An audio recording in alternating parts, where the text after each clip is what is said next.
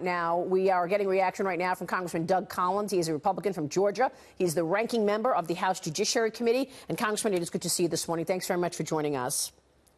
Thank you, Maria. First, your reaction to the news of the morning, and that is Islamic State leader Abu Bakr al-Baghdadi is dead. The president spoke earlier saying that he died in a tunnel, whimpering and screaming. Many Islamic State fighters were also killed. None of the U.S. Special Operations team were hurt. Your reaction? Well, first and foremost, it's a great day for our special forces, those folks who dedicate themselves to doing exactly what they were trained to do this morning, is root out evil, find it, and kill it. I think it's also a great day for the world when you see the whimpering coward of a terrorist, al-Baghdadi, who went to a cave and blew himself up. This is a man who threatened the world, who led a group that would rape and pillage and plunder, and yet he wanted to go into a cave and whimper and cower all around the world. Anybody who looks to ISIS right now ought to look to their leader who whimpered and cowered in a corner and blew himself up. But there's a better story here, Maria. This is a story that you were just talking about with Congressman Ratcliffe, and that is that he can't get information from his own intel committee about Syria. It goes to show you that this president, who has been attacked and who has been harassed by an impeachment probe for the last 10 months, while all of this is going on, the House is shut down, my committee, Judiciary, can't work, Intelligence Committee can't work, Speaker Pelosi is completely helpless in trying to lead the House. This president took not only that and been working with that, but kept his eye on the ball, of killing the ISIS leader and terrorist. He shows that you can do two things at one time. Obviously, our House can't do that. Speaker Pelosi and the Democrats are incapable of doing that. The president has shown how true leadership looks. Well, it's interesting that you mentioned that because we have not heard any reaction from any of the Democrat leadership this morning.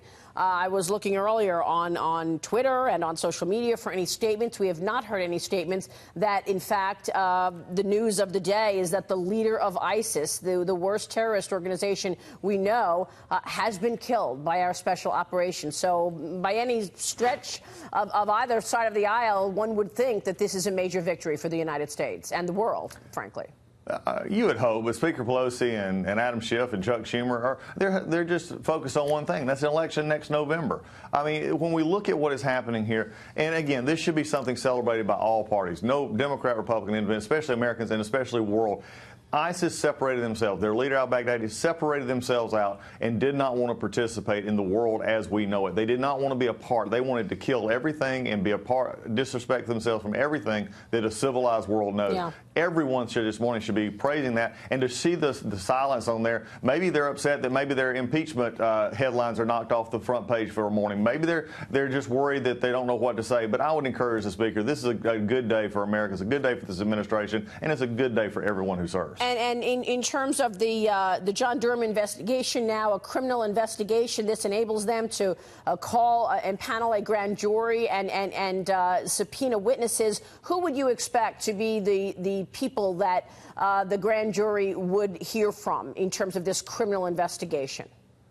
Well, it's interesting to see exactly, and I agree that I don't think there's a coincidence with the Horowitz report coming to an end and the investigation expanding. I think there's also the significance of the investigation expanding into the intelligence community in which the Horowitz report could not touch. I think you're going to see intelligence community people called in. I think they're at different levels, including up to the top. Brennan, Clapper, others should be worried about this, I believe, because they have had their fingerprints all over this as you see what has been going on over time. But I think as you move forward, you probably even see some of the corrupt cabal that we've talked about before of Comey and McCabe. There's all kinds of ways that Durham can get at this, and it's good to see it actually turning into this. And it's been patience. Instead of actually trying to rush to decision, the DOJ under Bill Barr has said, let's look at this. Right. When he first got there, he said, I want to know what actually happened here, and I don't want a soft version. So he's been forceful about it. Congressman, thank you so much. Good to see you this morning. We appreciate it. Congressman thank you, Mary. Doug Collins.